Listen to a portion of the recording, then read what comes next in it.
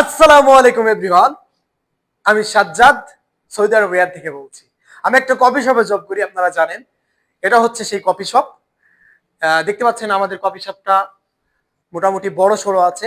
আমাদের 5টা দোকান, মানে আমাদের কফি শপ হচ্ছে 5টা আমাদের কোম্পানিতে। তো সব থেকে বড় কফি শপ হচ্ছে এটা। এই যে চেয়ার আছে প্রায় 100টা, ঠিক আছে, ভেতরেও আছে বাহিরেও আছে। আর আমাদের এখানে চা কফি সব রকমের জিনিসই পাওয়া যায়, কেকও আছে।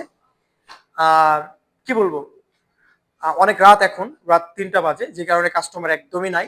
আর এই সুযোগে কিন্তু ভিডিওটা করছি।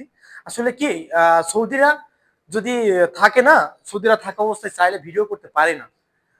তাদের সামনে তো কথাই বলা যায় না, চুপচাপ থাকি, কারণ তারা কথা বেশি বলা পছন্দ করে না। সো আমাদের জন্য দোয়া করবেন।